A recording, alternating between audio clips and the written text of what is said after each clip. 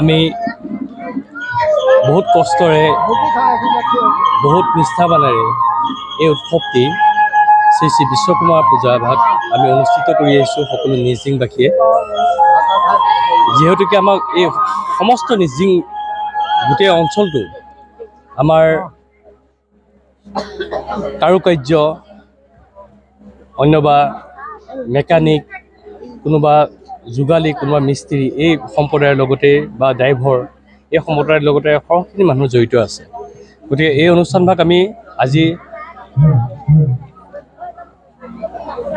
7 বছৰ আমি অতিক্ৰম কৰিছোঁ। গতিকে বহুত সফলতাৰে আমাৰ অনুষ্ঠানভাগ হৈ আছে।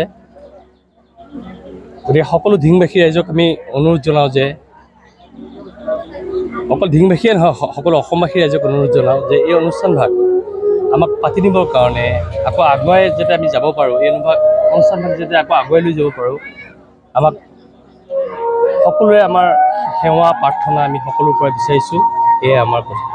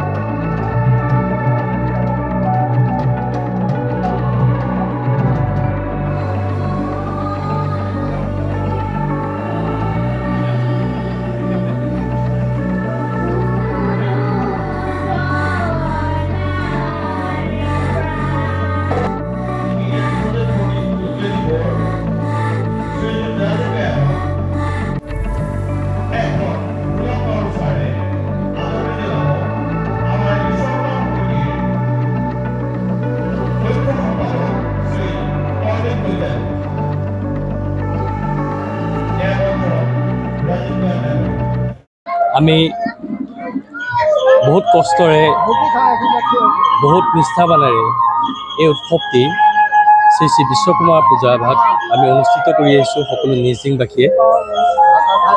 যিহেতুকে আমাক এই সমস্ত নিজিং গোটেই অঞ্চলটো আমাৰ কাৰুকাৰ্য অন্যবা মেকানিক কোনোবা যোগালী কোনোবা মিস্ত্ৰী এই সম্প্ৰদায়ৰ লগতে বা ড্ৰাইভৰ এই সম্প্ৰদায়ৰ লগতে সৰহখিনি মানুহ জড়িত আছে। গতিকে এই অনুষ্ঠানভাগ আমি আজি 7 বছৰ আমি অতিক্ৰম কৰিছোঁ। গতিকে বহুত সফলতাৰে আমাৰ অনুষ্ঠানভাগ হৈ আছে। গতিকে সকলো ধিংবাসী ৰাইজক আমি অনুৰোধ জনাওঁ যে